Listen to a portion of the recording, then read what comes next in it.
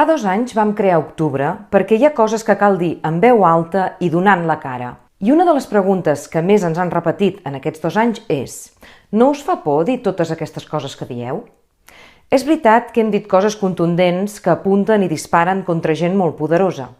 Hem assenyalat la corrupció dels Borbons, però també hem posat noms als seus còmplices.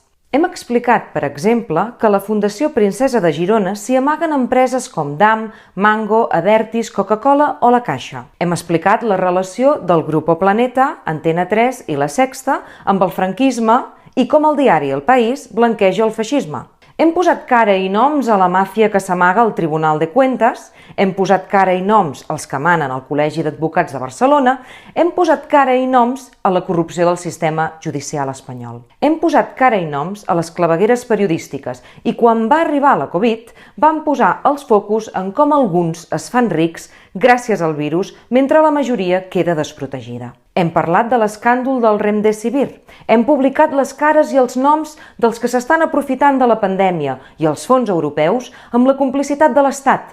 Hem posat cara i noms a la fusió de La Caixa i Bankia i hem resseguit tots i cada un dels incompliments del Gobierno PSOE-Podemos amb la gent de Catalunya.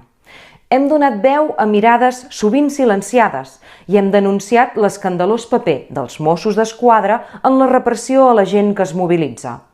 Suposo que, per tot això, tantes vegades ens pregunten si tenim por de dir aquestes coses. Creieu que hem de tenir por de dir això?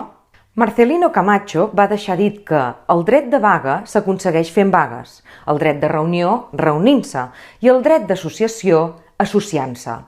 Doncs el dret a denunciar sense por els draps bruts del poder es conquereix denunciant sense por els draps bruts del poder.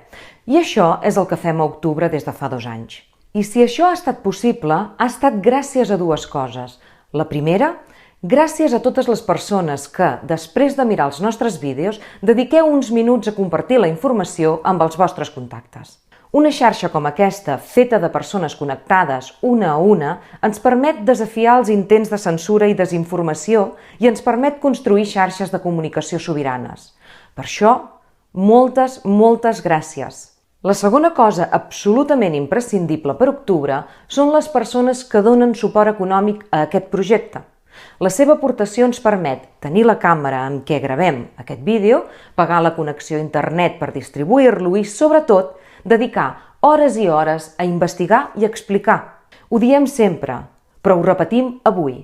A Octubre no acceptem ni publicitat ni subvencions. Si existim, és perquè hi ha gent que creu que val la pena posar, per exemple, 5 euros al mes perquè puguem fer aquesta feina.